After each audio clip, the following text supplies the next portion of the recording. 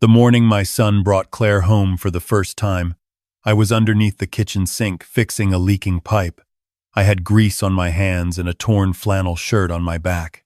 I heard the front door open, heard Nathan say, "Dad, we're here," and I took my time finishing the joint before I crawled out. Claire shook my hand. Her eyes moved across the room, the worn couch, the old television, the stack of library books on the coffee table, and she smiled the way people smile when they've already decided something. I smiled back and said nothing. That was 18 months ago. And if I had corrected her assumption that day, everything that followed would have ended very differently. Not for me, for her. My name is Raymond. I am 64 years old. I drive a 2009 pickup truck with a crack in the windshield that I have been meaning to fix for 3 years. I buy my jeans at Walmart. I cut my own grass. On Tuesday mornings, I walk to the diner on Clement Street, and I eat the same breakfast I have eaten for 20 years. 2 eggs over, easy, wheat toast, black coffee. What Claire did not know, and what I chose not to tell her, is that I own 8 residential properties in this county. I bought the first one in 1987 with money I saved working double shifts at the plant. I bought the second 2 years later. By the time Nathan was in middle school, I had 4. When my wife Linda passed 11 years ago, she left me her half of everything we had built together, and I kept building. Slowly, carefully, the way you do when nobody handed you anything. 8 properties, 31 rental units total. Every one of them paid off. I never talked about it. Linda and I agreed on that early. You don't wear what you have, you just have it. Nathan grew up knowing we were comfortable, but he did not grow up knowing the specifics. I planned to sit down with him properly one day, with the documents in front of us, and walk him through all of it. I was waiting for the right moment. I was still waiting when he told me he and Claire were engaged. I remember sitting in my truck in the driveway after he called, just sitting there with the phone in my hand. Not because I disliked Claire. I barely knew her. But something Nathan said stayed with me. He said, "She thinks it's really sweet, Dad. How simple you keep your life." He was laughing when he said it. He meant it as a compliment. I thought about correcting him. I thought about saying, "Nathan, let me tell you something about simple." Instead, I said, "That's kind of her," and I let it sit. The wedding was in October. Small and nice, a venue outside of town with oak trees and string lights. I sat at the head table and gave a short toast and drank 1 glass of champagne. Claire looked beautiful. Nathan looked happy in the way young men look happy when they believe they have figured everything out. Her parents were there, her father, Gerald, a commercial real estate developer from outside Atlanta, and her mother, Patricia, who wore a lot of jewelry and asked me twice what I had done for work before retiring. That was true. She nodded and moved on to someone more interesting. I watched Gerald that evening. He was the kind of man who scans a room the way a contractor scans a job site, calculating, measuring, looking for what can be improved or acquired. He and Claire had the same eyes.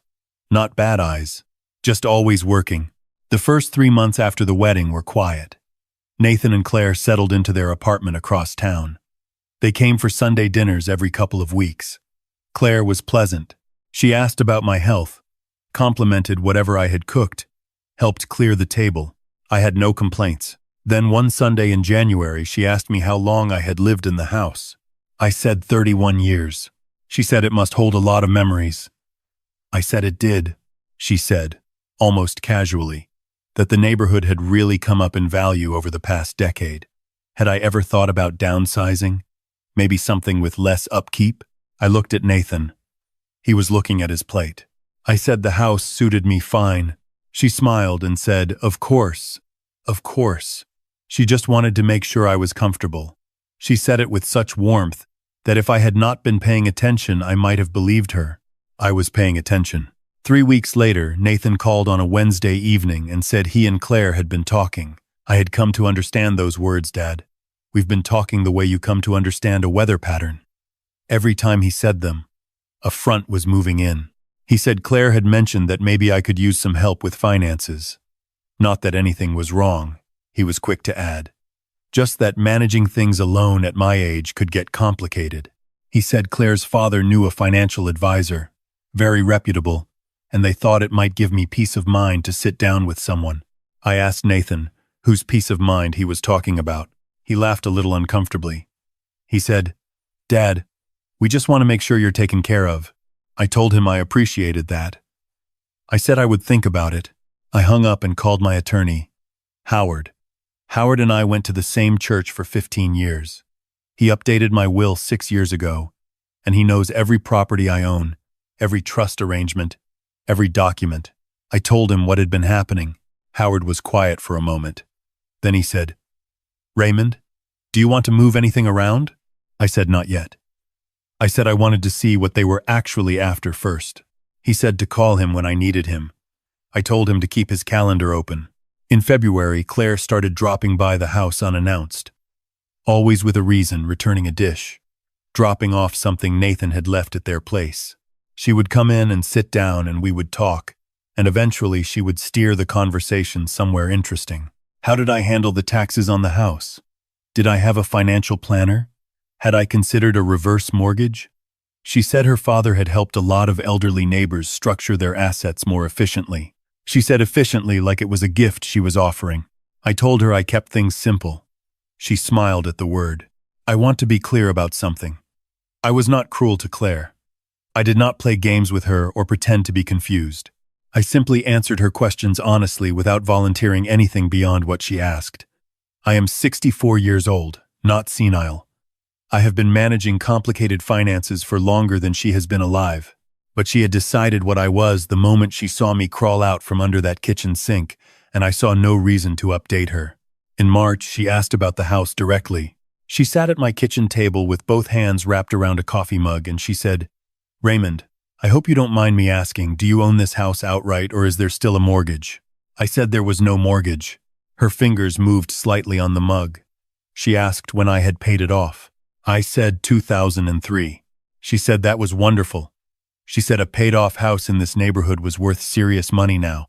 Did I know what comparable sales were running? I said I had a rough idea. She said her father's firm had actually been very active in this area. She said if I ever wanted an informal valuation, just to know where I stood, he would be happy to take a look. No pressure, no obligation. I thanked her. I said I would keep that in mind. After she left, I stood at the window and watched her get into her car. She sat there for a moment before she started the engine, and I could see her on her phone. I did not know who she was calling. I had a good guess. April brought Nathan to my door on a Saturday morning, alone. He came in and sat at the kitchen table, and he had the look he used to get as a boy when he was about to ask for something he already knew was complicated. He would set his jaw a certain way and look at the table instead of at me. He said Claire had been doing some research. He said he hoped I would hear him out. I told him to go ahead. He said that from what Claire had looked into, the property tax situation on a house this size could get difficult for someone on a fixed income. He said her father had suggested a structure where the house could be transferred into an LLC for tax purposes. He said quickly, "Nothing else." He said it would protect me. He said Claire's father would co-sign on the LLC filing if I needed help setting it up. I looked at my son. I said, "Nathan, who would own the LLC?" He looked at the table. He said it would be a joint structure. Me and them together. I asked him to say that back to me slowly. He rubbed the back of his neck. He said it would be a way for the family to collectively manage the asset. He said Claire's father did this kind of thing all the time. He said it was just smart planning. I asked Nathan directly, was this his idea or Claire's? He did not answer right away. That was my answer. I told him I needed to think about it. I asked him to give me a couple weeks. He seemed relieved to have a delay instead of a refusal. He hugged me before he left, and I held on to him a moment longer than usual, because he was still my son and he was in over his head without knowing it. That afternoon I called Howard.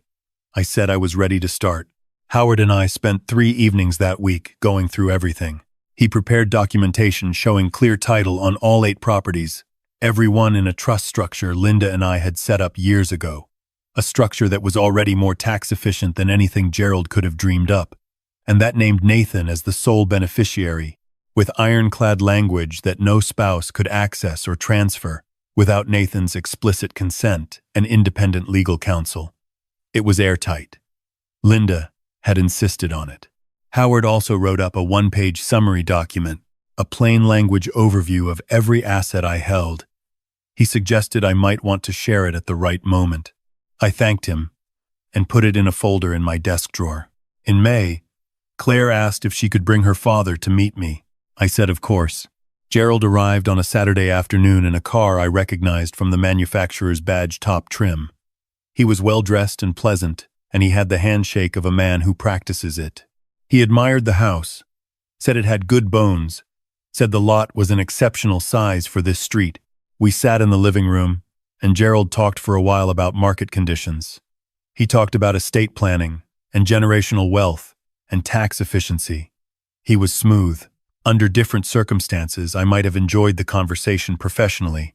Then he unfolded a document on my coffee table. It was a draft LLC operating agreement. My name was listed as a founding member with a 40% interest. Claire's name and Gerald's name together held 60%. The assets listed for contribution included this house, described as my primary residence. Gerald explained it carefully. He said this was purely protective. He said I would remain in the house for as long as I wanted. He said the LLC would simply allow the family to manage the asset together and avoid probate. He said it was what he would do for his own father. I looked at the document for a moment. I asked Gerald what he knew about my financial situation. He said what Claire had shared with him. A retired man, fixed income, a paid-off house. I nodded.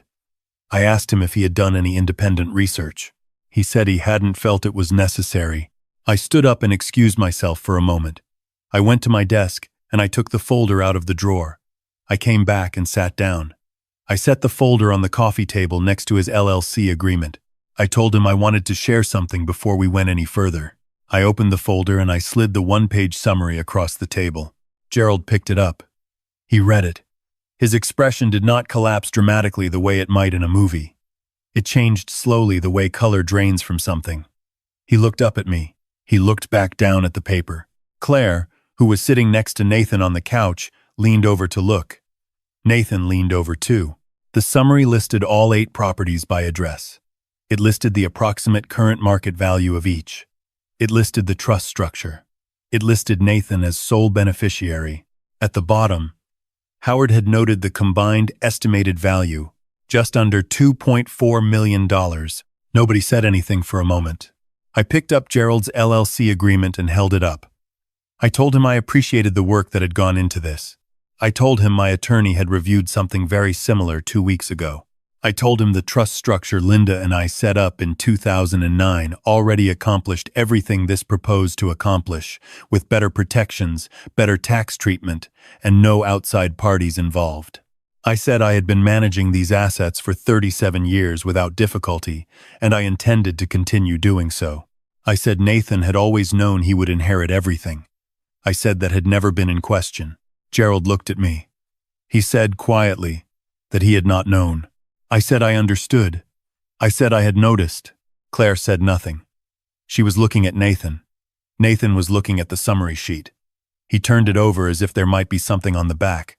He set it down. He looked at me. He said, "Dad?" I said, "Son." He said he did not know. I said I knew he didn't.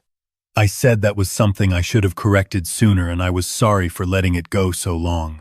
I told him I had planned to sit down with him properly and walk through everything, and I had been postponing it. And that was my mistake. He was quiet. His face was doing several things at once. Gerald folded his LLC agreement and put it back in his jacket. He stood up and said he thought they should give us some time. He said it was a pleasure meeting me. He meant none of it, and we both knew it, and that was fine. He was a businessman. He had made a calculation, and the calculation had been wrong. I did not hate him for it. Claire stood too. She looked at me once before she turned toward the door. It was not anger exactly. It was the look of someone recalculating. I had seen that look before in negotiations, in conversations where someone realized midway through that they had misread the room entirely. Nathan stayed. He sat at my kitchen table after they left. both hands flat on the surface, not speaking. The late afternoon light came through the window the way it always does at that hour. That particular gold that Linda always said made the kitchen look like a painting. I made coffee. I set a cup in front of him. He said, "Dad, why didn't you tell me?" I said I was asking myself the same thing. I said part of it was old habit. Linda and I kept things private for so long it became second nature. Part of it was that I was waiting for him to be ready. And part of it, I admitted, was that when I saw how things were unfolding, I wanted to understand what I was dealing with before I showed my hand. Nathan looked at his coffee cup. He said he felt like an idiot. I told him not to. I told him I had let it happen by staying quiet too long, and that was on me. I told him Claire had not invented anything that wasn't already there because I had left a gap. People fill gaps. He said he still should have asked. He said he should have pushed back when Claire started steering things. And he hadn't, and he knew why it had felt easier to let her handle it. He said he was ashamed of that. I told him shame was only useful if it led somewhere. He asked what I thought he should do now. I said that was between him and his wife. I said I had no opinion about his marriage. That was my place to give. What I had was time. Time I should have used differently, and I intended to use it better going forward. I told him I wanted to sit down with him properly, the way I had always planned to, and walk through everything. So he understood not just what existed, but why, and how it worked, and what Linda had wanted for him. His jaw tightened at Linda's name. He always does that, a small thing he has done since he was 12 years old. Since the year she got sick the first time. He said he would like that. We sat at that kitchen table until it was dark outside.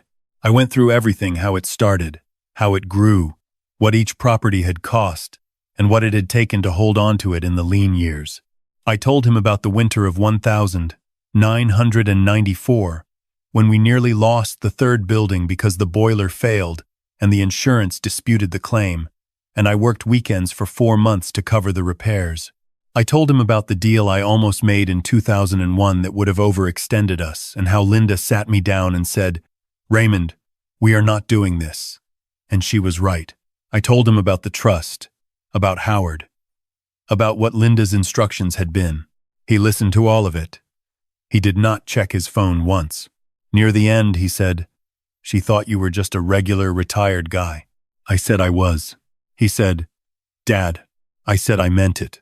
I told him I drove the same truck I had driven for 15 years because it ran fine and I liked it.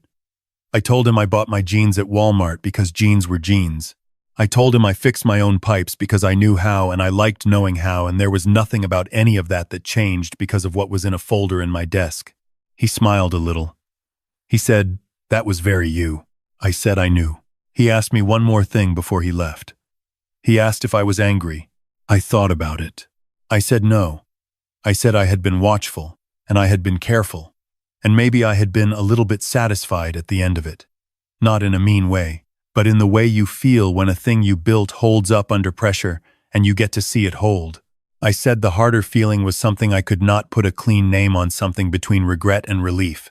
The feeling of a man who let things drift a little too long and caught them just before they drifted out of reach. I said the most important thing was that he knew now. All of it. And that I should have told him years ago. He hugged me at the door. He held on for a moment. I put my hand on the back of his head, the way I did when he was small. After he left, I stood on the porch in the evening air. The neighborhood was quiet. The oak tree in the front yard that Linda planted the year we moved in was coming into its spring leaves. I had been meaning to have the lower branches trimmed, and I kept forgetting. I went inside and I called Howard. He picked up on the second ring. I told him it was done. He asked how it went. I said it went the way things go when you are patient enough to wait for the right moment and you have spent 37 years making sure you have something worth waiting for. Howard laughed. He said Linda would have loved this. I said I knew she would have. I said she would have had something specific and pointed to say about Gerald's jacket. Howard laughed again. He told me to get some rest. I locked up the house and turned off the downstairs lights. I walked through the kitchen where Nathan and